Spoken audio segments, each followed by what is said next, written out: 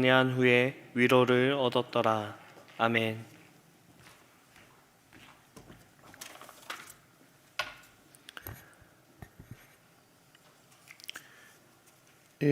우리가 좀 자세히 살펴보면 아브라함의 집에서 종이 출발해서 바단 아람으로 갔다가 이삭에게로 오는 것을 보게 됩니다.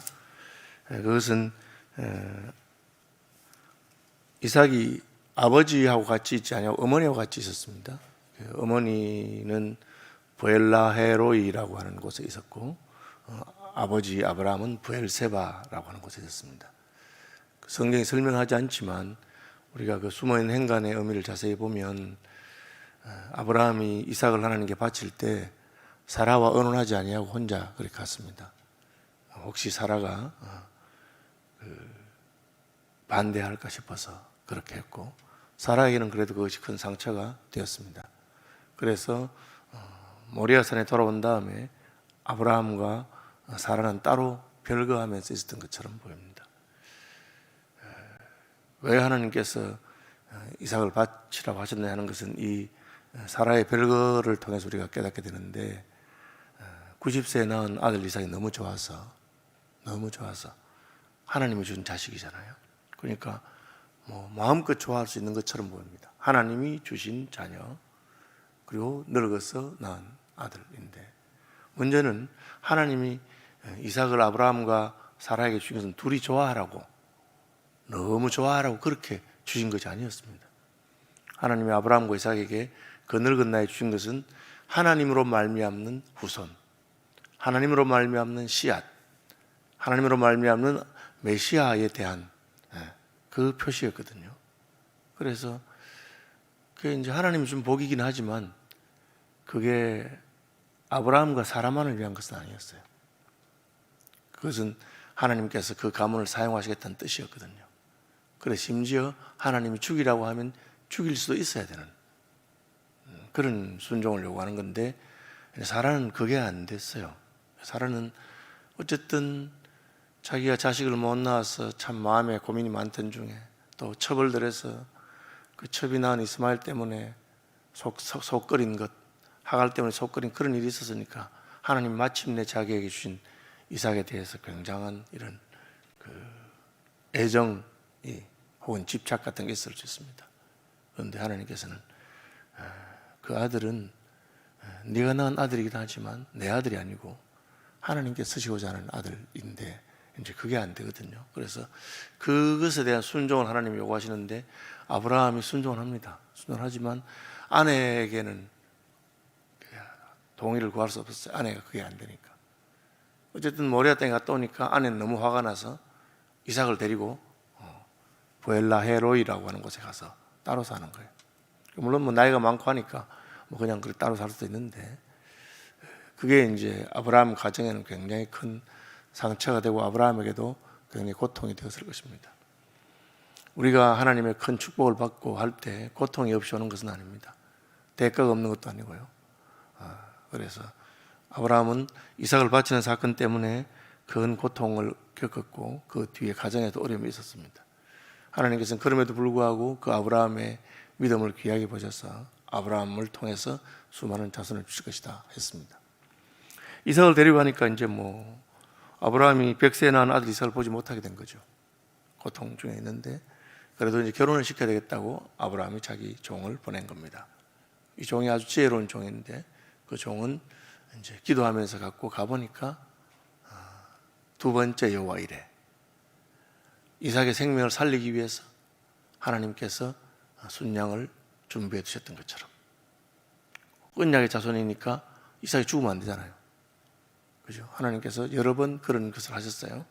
사례를 빼앗기지 않도록 여러 번 개입하셨고 그렇게 하셨어요. 이제 두 번째 여호와 이레가 가니까 웬 아리따운 여인이 있는데 자기가 물을 달라 하니까 자기의 물 주는 게 아니고 낙타를 위해서도 물을 주고 하는 게 오니까 야 하나님 택하신 사람인가 보다 하고는 코골이와 팔찌를 끼고 갔는데 하니까 이 여자가 보니까 자기 아브라함의 형 나홀의 집에 나홀이 낳은 아들 부두엘의 집안의 딸들이고 그래서 여자 자니까 이게 봐드리는 거예요. 그게 오늘 본문에도 나오는 것인데 보시면 50절에 보면 이렇게 됩니다. 라반과 부두엘이 대답하여 이르되 이 일이 여호와께로 말미암았으니 우리는 가부를 말할 수 없노라. 그렇게 되어 있습니다.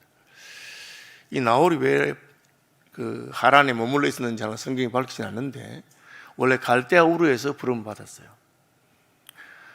갈대아 우르에서 부름 받았을 때 그 아브라함의 그 데라, 아버지 데라와 그 온 집안이 같이 옵니다. 데라가 자기 아들 나홀과 아브라함과 그리고 그 하란은 죽었는데 죽은 아들의 아들, 손주죠.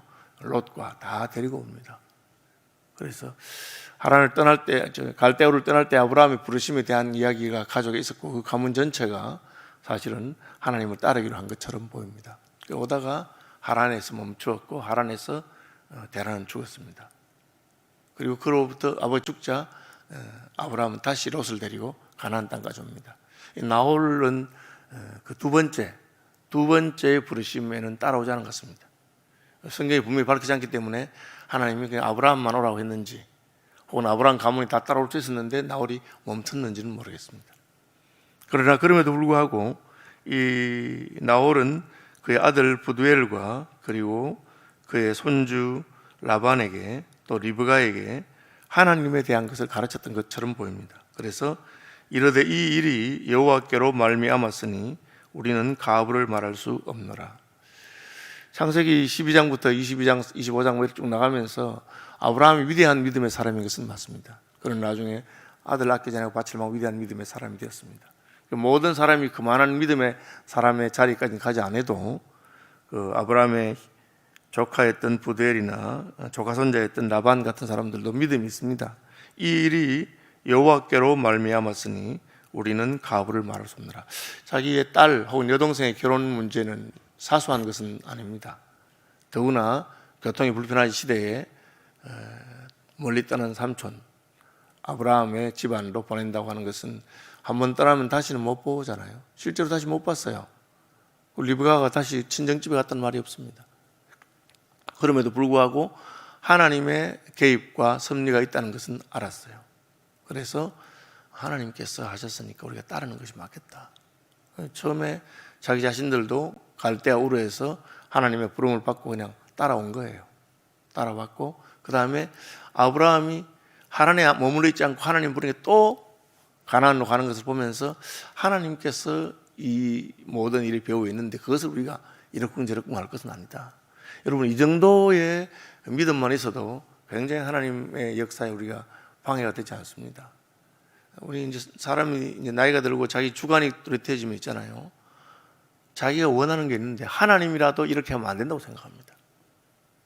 저는 노회나 총회나 이런 거 회의를 할 때 참 그런 안타까움이 있어요. 내 생각이 이게 맞는데 안 된단 말이에요. 그러면 하나님께서 이 뒤에서 다른 생각을 가지고 계시는가? 하나님이 내가 기대하지 않았던 길로 인도하시는가 하는 여유를 조금은 둬야 되는 거예요. 무조건 내가 옳기 때문에 이렇게 하는 것은 하나님에 대한 일종의 불신앙이라고 할 수 있습니다. 라반과 보델은 그런 믿음이 있었던 것 같아요. 사랑하는 딸이고 여동생이었지만 하나님이 데려가신다면 우리가 보내겠다. 그렇게 합니다.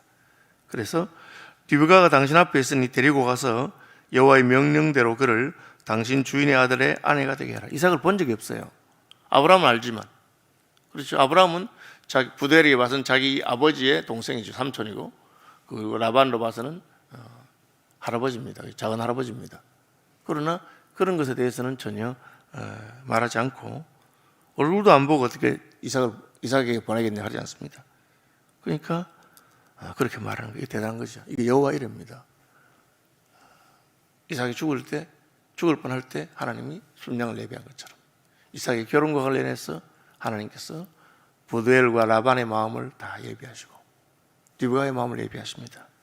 아브라함의 종이 그들의 말을 듣고 땅에 엎드려서 여호와께 절했다. 물론 기도했죠. 그리고 아브라함의 말에 순종해서 왔고 안 따라오면 그냥 오면 돼요. 돌아오면 돼요. 그래서 그냥 자기는 아브라함의 명령을 순종했는데 이 순종에 하나님께서 이미 앞서가셔서 라반과 부델의 마음을 예비한 것을 보고는 땅에 엎드려서 절합니다. 이 일이 하나님께로부터 말미암았다 하는 것을 고백한 것이라고 볼 수가 있습니다. 우리는 여기서 아브라함이 순종해서 여호와 이레 하나님을 경험한 것이 아브라함의 개인적인 특별한 체험이 아니라 이제는 그 아브라함 가문의 보편적인 체험이 되고 여호와께서 예비하시다. 그래서 하나님 이름을 여호와 이레, 여호와의 산에서 예비되리라. 하나님께서 예비하신다. 여러분, 우리 일생 가운데도 이처럼 하나님의 선하신 인도하심과 예비하심이 있는 것을 경험하게 되시길 바랍니다. 아브라함은 어쨌든 이삭에게, 결혼하지 않은 이삭에게 아내가 있어야 될 것을 알았고, 그리고 그것을 위해서 종을 보냅니다. 종은 그 말씀에 순종합니다. 가보니까 하나님이 예비한 사람이 있습니다. 이것은 그냥 아무렇게나 해도 하나님이 뒷감당을 다 해준다는 그런 뜻이 아니고 우리가 하나님의 뜻을 묻는 것입니다. 그를 향하여 우리가 가진 바 대함다는 것이니 그의 뜻대로 무엇을 구하면 들으심이라. 이삭이 결혼하는 것이 하나님의 뜻이고, 그리고 결혼할 때 그 아내를 믿음의 가문에서, 갈대우를 함께 떠났던 믿음의 가문에서 구하는 것이 하나님의 뜻이라는 것을 아브라함이 알았다는 것입니다. 그리고 그 뜻에 대한 확신이 있었기 때문에 종을 혼자 보내면서도 안 오려고 하거든 데려올 필요가 없다. 하나님 예비하신 여인이 있을 것이다 하고 보내는 것입니다. 절한 다음에 은금 폐물과 의복을 꺼내어 리브가에게 주고 그의 오라버니와 어머니에게도 보물을 주니라. 두 번째 주죠. 처음에 우물가에서 만나서 코걸이를 주고 팔찌를 줍니다. 그것은 일종의 약혼 예물이라고 할 수 있습니다. 만약 그 여인이 거절했으면 그것을 끝입니다. 그런데 이제는 그 여인의 집안이 다 동의하고 또 리브가도 동의하고 하니까 이제는 아예 결혼 예물을 가져왔습니다. 지금 신랑은 못 데리고 왔죠. 어떻게 할지 몰랐으니까. 그러나 예물과 보물이라고 그랬어요. 리브가에게도 주고 오라버니에게도 주고 어머니에게도 주고 다 주었습니다. 이게 이제 일종의 그 고대의 신부를 데려올 때 신부의 몸값을 지불하는 그런 그 집안에 대해서. 왜? 그때는 자녀를 낳아야 되기 때문에 여인이 굉장히 중요합니다. 그 가문의 숫자가 늘어나야만 그것이 강성한 것이에요. 오죽했으면 애굽의 바로가 히브리 사람들이 자녀를 많이 낳는 것 때문에 겁이 나서 애들 다 죽이라고 했겠습니까? 그러니까 여인의 몸값을 이렇게 지불하는 겁니다. 그런 풍습에 따라서 보물을 주었습니다. 그냥 이에 그들 곧 종과 동행자들이 먹고 마시고 유숙하고 아침에 일어나서 그가 이르되 나를 보내소서 내 주인에게로 돌아가리라. 하룻밤 딱 자고 이제는 아침 다 출발하겠다는 거예요. 그러니까 리브가의 오라비야 라반이죠. 그의 어머니가 이르되 이 아이로 하여금 며칠 또는 열흘을 우리와 함께 머물게 하라. 그 후에 갈 것이니 그래는 못한다. 이제 가야 되는데 가면 다시 못 보는데 우리가 이별을 위해서 뭐 하다 못해 일주일, 그래도 최소한 열흘 정도는 우리와 함께 있게 해달라. 그렇게 하니까 이 종이 나를 만류하지 마소서. 여호와께서 내게 형통한 길을 주셨으니 나를 보내어 내 주인에게로 돌아가게 하소서. 이 굉장히 사명의 사람입니다. 그 라반과 그 어머니가 말하는 것이 무리한 요구가 아닙니다. 그 당시에로 봐서는 충분히 이해가 될 수 있는 요구입니다. 그런데도 우리가 상식이나 일반적인 관습이나 우리가 하던 풍습보다 더 중요한 것이 무엇이냐? 하나님의 뜻을 더 중요하게 생각이 됩니다. 여러분, 여기서 우리가 잘 안 되는 것 같아요. 예수 믿어도 늘 해오던 대로 하면 문제가 없습니다. 풍습대로 하는 것에 대해서는 우리가 거부감이 없습니다. 그러나 그것을 조금 넘어서서 더 중요한 것이 무엇인가? 더 하나님께서 받은 명령이 무엇인가를 하고 거기에 집중하면 약간 저항이 있습니다. 그럼에도 불구하고 이 종은 고집을 꺾지 않습니다. 가시려고 하셨으니 빨리 가야 됩니다. 그렇게. 그러니까 그들이 이르되 우리가 소녀를 불러 그에게 물어보리라. 리브가에게 물어보겠다는 거예요. 일반적으로 리브가의 대답은 엄마 아빠를 떠나는데 그래도 며칠 있다 가겠습니다. 본인이 며칠 있다 가겠다면 어떻게 하겠어요? 그런데 리브가가 뭐라는지 아십니까? 리브가를 불러 그에게 이르되 내가 이 사람과 함께 가려느냐? 그가 대답하되 가겠습니다. 지금 가겠습니다. 그렇게 말한 겁니다. 리브가도 믿음이 있다는 걸 알 수 있죠. 리브가도 하나님께서 지금 나를 부르시고 하나님께서 나를 그 할아버지 아브라함의 가문으로, 그래서 내게 아저씨뻘 되는 이삭, 만나본 적도 없습니다. 이삭에게 아내로 보낸다는 것을 생각하고 갑니다. 그러니까 그들이 리브가에게 축복하여 이르되 우리 누이여 너는 천만인의 어머니가 될지어다. 내 시로 그 원수의 성문을 얻게 할지. 이게 보니까 하나님이 아브라함이 하신 말씀이에요. 그러니 갈대우를 떠날 때부터 이 약속에 대한 게 있었던 것이에요. 하나님이 그 당시 이미 나이 많았던 사레에게도 그런 약속을 했는데 결국은 우리는 사례가 불임 여성인 줄 알았는데 결국은 90세가 되어서 아이를 낳았다는 거죠. 그러니까 야, 하나님께서 약속하신 대로 하시는구나. 그 약속을 다시 반복하면서 내 누이여 너는 천만인의 어머니가 될지어다. 내 씨로 그 원수의 성문을 얻게 할지다. 이게 하나님께서 아브라함에게 그 사라에게 하신 약속, 그 약속이 그대로 계승되는 것을 볼 수가 있습니다. 역시 아브라함과 사라에게 하셨던 축복이 특별하고 개인적이고 예외적인 것이 아니라 이제 보편적인 것이 되는 것을 볼 수 있습니다. 믿음으로 하나님의 부르심을 따라 나선 자들에게. 그래서 저와 여러분도 아브라함의 축복에 동참할 수가 있는 것입니다. 리브가가 일어나 여종들과 함께 낙타를 타고 그 사람을 따라가니 그 종이 리브가를 데리고 가니라. 그때 이삭이 브엘라헤로이에서 왔으니 그가 네게브 지역에 거주하였습니다. 이삭이 저물 때에 들에 나가 묵상하다가 묵상하고 있습니다. 여러분, 이삭이 기도하는 사람인 것을 알 수가 있습니다. 묵상한다는 것은 하루를 돌아보는 것이고 나의 하루 가운데 하나님의 손길이 어땠는가를 생각해 보는 것입니다. 여러분, 예수 믿는 사람들은 묵상하는 사람들입니다. 말씀이 그러한가 묵상해보고 자기 삶을 돌아봅니다. 오늘날로 말하면 기도하는 것이죠. 여러분, 기도하는 것이 무조건 말을 많이 하는 것이라고 생각하면 안 됩니다. 따지자면 기도는 하나님 앞에서 생각하는 것입니다. 하나님은 오늘 나의 삶에 대해서 어떤 생각을 가지고 있을까? 그리고 그것을 하나님께 맡기는 것입니다. 내가 하고 싶은 것도 많고 내 뜻도 많지만 하나님의 뜻을 따라서 하는 것이죠. 묵상하는 사람입니다. 묵상하는 중에 눈을 들어보면 낙타들이 왔다. 카라반에 오는 것을 보이죠. 여기 광야 지역에 누가 오는가? 리브가도 보니까 이삭을 바라보고 낙타에서 내렸습니다. 만나야 되겠다는 거죠.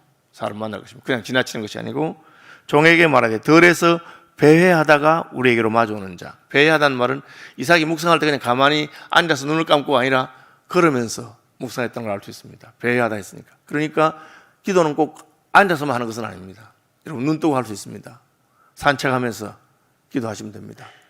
따로 시간이 없다 하지 말고 운전하면서 할 수 있고 대공원 산책하다가도 기도하면서 산책할 수 있습니다. 하나님과 하루를 생각해 보는 것이죠. 그리고 우리에게로 온다 그랬으니까 이삭은 보고는 그 캐러반을 향했습니다. 묵상할 때 하나님이 말씀하십니다. 가거라, 너를 찾아오는 사람들이다. 뭐 성경이 표현하지 않았지만 하나님이 그런 마음에 감동을 줍니다. 왜 우리도 기도해 보면 하나님이 오늘 하나님 이런 저런 일이 있습니다 할 때 하나님 미리 감동을 줍니다. 너 오늘 절대 입을 열지 말고 가만히 있어라. 그렇게 말씀하시기도 하고 오늘 너 가거든 무슨 말 하든지 다 들어줘라. 그렇게 하기도 하고 감동을 주시죠. 그래서 가니까 누굽니까 하니까 이는 내 주인이니다.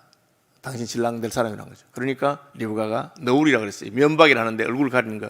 그 당시 여인들이 이제 일종의 내외죠. 그 당시의 풍습에 따라서 예절을 지키는 여자입니다. 그래서 얼굴을 가렸습니다. 왜?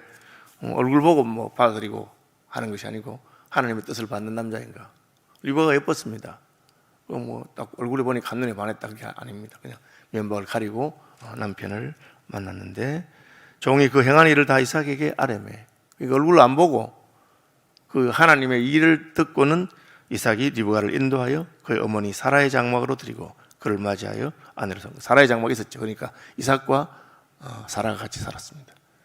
아내를 삼고 사랑하였으니 이삭이 그의 어머니를 장례한 후에 위로를 얻었다. 그렇게 되었습니다. 어쨌든 이 사건에서는 지금 아브라함이 그 모리아 산에서 여호와 이레를 경험했던 것처럼 이제 하나님의 여호와 이레가 이삭을 향한 신부감을 예비하고 하는 모든 일들이 계속되는 것을 볼 수가 있습니다. 그래서 하나님께서 우리의 구원을 위한 특별한 역사를 행하시고 그 역사가 믿음을 따라서 가는 모든 사람들에게 동일하게 경험되어지는 그런 은혜가 있습니다. 성경에 나타난 사건들이 다 그렇습니다. 예수님의 십자가 사건이 우리에게 경험되지고 오순절 성령 강림의 사건이 우리에게 경험되집니다. 그것이 하나님께서 우리를 위해서 하신 구원의 역사이기 때문에 그 역사의 은혜를 우리가 누릴 수 있도록.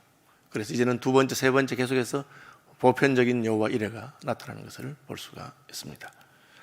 하늘에 계신 우리 아버지, 아버지의 이름을 거룩하게 하시며 아버지의 나라가 오게 하시며 아버지의 뜻이 하늘에서와 같이 땅에서도 이루어지게 하소서. 오늘 우리에게 일용할 양식을 주시고 우리가 우리에게 잘못한 사람들을 용서해 준 것 같이 우리 죄를 용서하여 주시고 우리를 시험에 빠지지 않게 하시고 악에서 구하소서. 나라와 권능과 영광이 영원히 아버지의 것입니다. 아멘.